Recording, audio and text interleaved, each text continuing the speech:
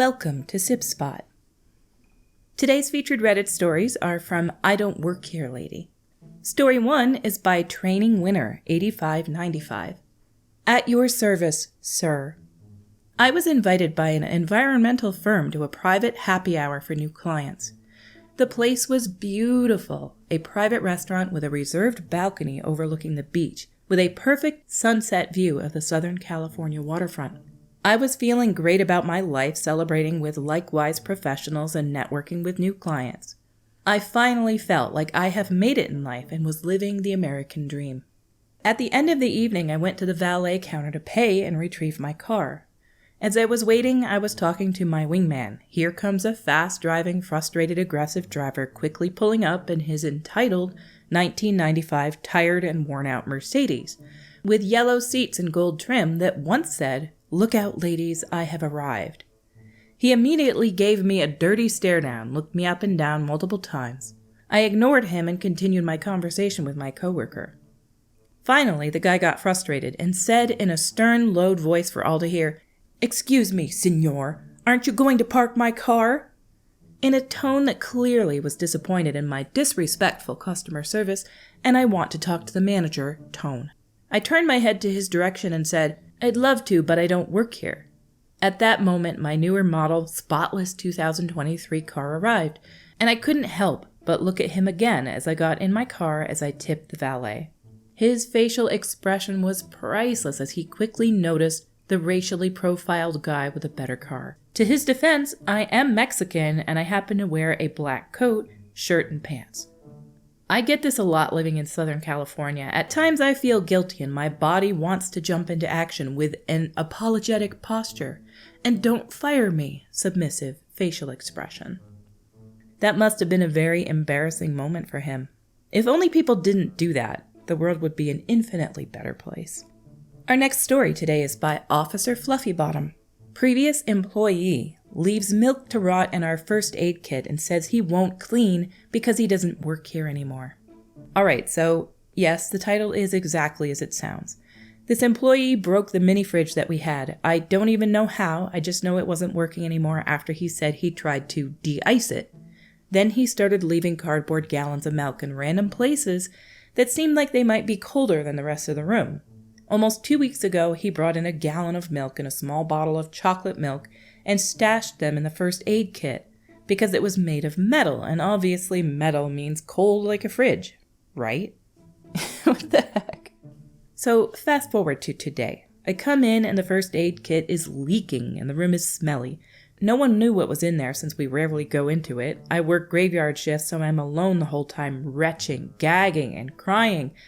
I checked the first aid kit only to find the milk inside, and I knew who left it there immediately. So I text that person. "Hey, did you leave a gallon of milk and bottle of chocolate milk in the first aid kit?" "Yeah, that needs to be tossed." "Yes, it does." "Okay, well go ahead and toss it. I'll come to get my stuff another time." No, can you come clean up your rotting milk, please?"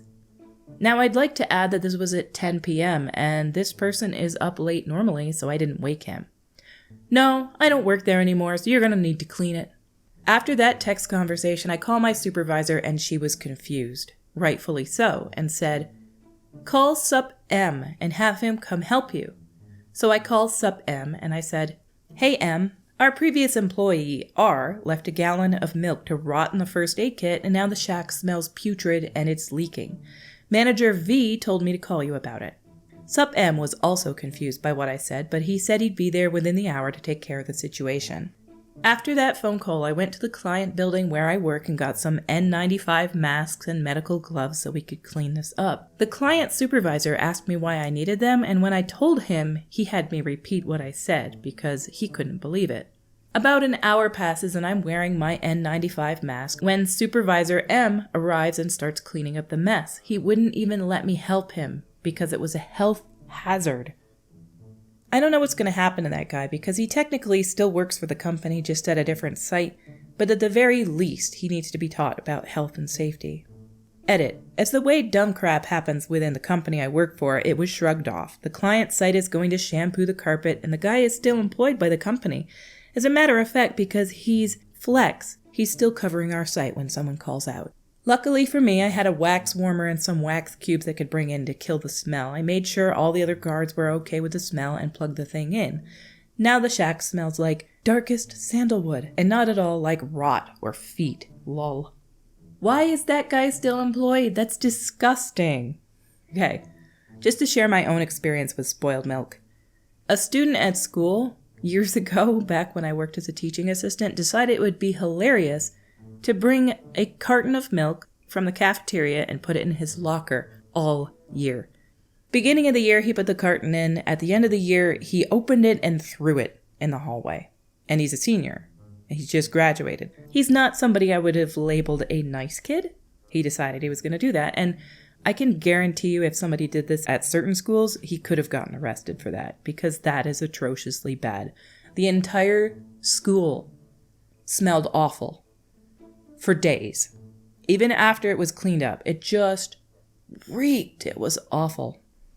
I highly advise against that. Rotten milk is the worst. That was one of the times where the school smelled atrociously bad. Another time, a teacher's aide decided they were going to try to warm up some noodles, like instant noodles in the microwave, and they didn't put water into the instant noodles cup, and they cooked it for like 20 minutes, and the entire school and the microwave, you could never get the smell out again. I actually had a microwave at home that I wasn't using, and I brought it in to replace that one. We threw that one away. Just another reason to always make sure you would follow the instructions when you're making some food. Our next story today is by Lotter Drehen. Ma'am, I'm a flight attendant. Been a lurker for a while and finally created an account. Hi Reddit! So this might not be the most entertaining I Don't Work Here Lady story, but it's bizarre in that I very obviously didn't do what the lady thought I did. So for context, this is at the second largest airport in the UK. It's the biggest base for my airline, which every European knows is the big orange one. My airline is the most popular one in the country and very well known. We are the only orange one, so we're obviously who we are. So I, 27 female, just arrived at work, and I'm walking through the terminal to my gate to board my aircraft, meet the crew and do security checks, etc., prepare for my flights. I have my suitcase and handbag with me, both company issue, and my uniform, which is a black dress, orange neck scarf, black heels, and matching orange and black suit jacket. My hair is in the stereotypical flight attendant bun, and I'm probably wearing lipstick, but I don't remember. I don't in any way look like I'm anything other than a stewardess. The airport worker's uniform is a teal polo with black suit trousers. It's the opposite to mine. I can understand if I'm ever mistaken for a gate agent as they wear similar clothes, but the airport employees don't. So on to the story. I was still new at the time, so I'm confused about where my gate is, and I'm standing around checking my phone and the screens, out of the way of passengers passing by. An old lady walks up to me, and I think to myself she's wondering where her gate is. I could try to help her with that, but I can't even find my own, lol. If she wants to know in advance what her gate will be before it's called, I could probably help her with that, though. No, she doesn't ask me to help. She hands me a strange rectangular black object resembling a TV remote, which I've never seen before in my life. I'm just going to give this to you, she says, thrusting it at me. What is it? I asked, trying to make it clear that I can't put it away anywhere and that I have nothing to do with whatever it was. It's the device to call the Buggy, she explains. Ah, she thinks that because I work at the airport, I also work for the special assistance Buggy drivers. While I technically work at the airport, I only work from the airport, on the plane. I have no idea where the Buggy drivers are based or have any clue about their operations. I explain this to her. I'm afraid I'm cabin crew. I don't have anything to do with this. I can't take it from you. Sorry. I definitely wouldn't be able to take it on my flights with me. I needed it to go back where it belongs. As crew, the idea of unattended, unidentified electronic items gives me the heebie-jeebies. She keeps her entitled, I'm an old lady you have to help me smile on, and says again, I'm just going to give it to you, very insistently. Realizing I'm not going to win and I'll be late to my flight if I don't end this interaction and find my gate, I take it reluctantly and say something she probably wants to hear. Okay, I'll give it to my manager, and she walks off. I don't even have a manager. They change every flight depending on the crew. So great. I am stood there with this strange remote control looking thing. I can't just set it down anywhere. So I have to look for a buggy driver to give it to. As luck would have it, one rolled up and stopped next to me a couple minutes later, taking passengers to the nearby gate, and I hand the driver the remote. Surely the lady would have seen that I wasn't dressed at all like the driver of her buggy. Surely she'd know what they looked like if she'd taken one, as she must have seen as she had the remote thing. And how did she have the remote if she hadn't got out of the buggy? As far as I knew, she was just walking around with it.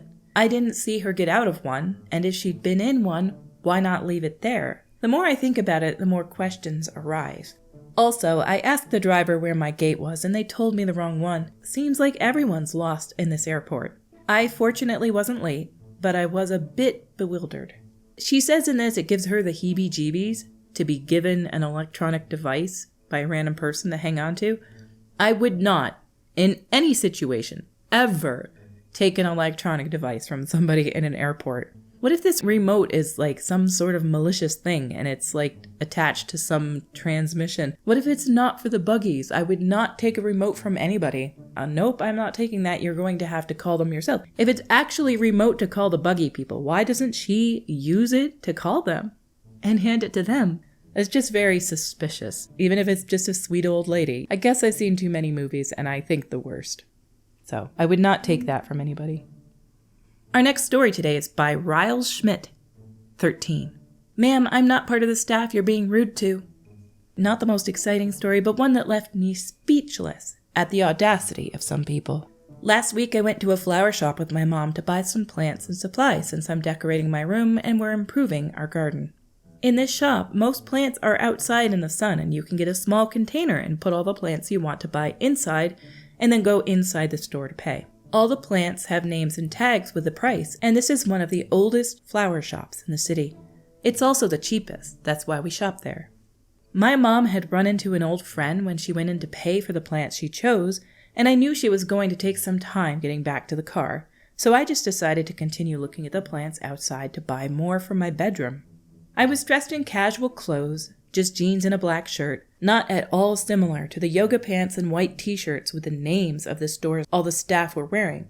It's summer here. I was the only one outside and I was holding the container I was going to put the plants into to take inside, but I wanted to take my time to research each plant to know how to care for it before buying. I'm mentioning this because I want you to understand that I absolutely did not look like I worked there. Suddenly, a woman approached me and started looking at the tags in each plant. I couldn't take a good look at her since I was focused on my phone while I searched for how to care for dumb cane plants, but she seemed to be older than 35 and younger than 50. I'm not good at guessing ages. I heard her say, "Is this the price for the desert rose? That's so expensive." But I didn't look at her, because if she wasn't talking to me, I didn't want to intrude, and if she was talking to me, I'm autistic and don't understand small talk, nor do I know how to do it, so I don't engage in it. She made a few other comments about the price of the plants, and I just stopped listening to focus on my phone. A few minutes passed, and I gave up on buying the dumb cane plant because I would have had to buy a big pot for support for it, and I didn't have that money at the moment. So I moved on to some herbs that were missing in our garden when I heard, "How much is this?" Again, I ignored it, mainly because I don't work there, but there's no response for a few seconds. When I look back, she's looking at me mildly annoyed while holding a plant. I say, "I don't know, I don't work here," and turn back around. I heard her say, "Oh, okay," and just stand there. I chose my herbs and went inside to pay while she was still outside holding the plant and looking around as if waiting for something. That was when I realized that she was being rude, talking about the price of plants while thinking I worked there. The audacity! Thinking of this made me very annoyed, but nothing that I could do there. After paying, I went outside to put everything in the car, and she had left without the plant. I'm learning something new today. I've never heard of a dumb cane plant, and I'm totally going to Google it after this. I might include an image of it, and if I do insert it, it will be right here. But I don't know what a dumb cane plant is. Today I'm going to learn. Our stories for today have come to a close. Until we meet again, have a beautiful day.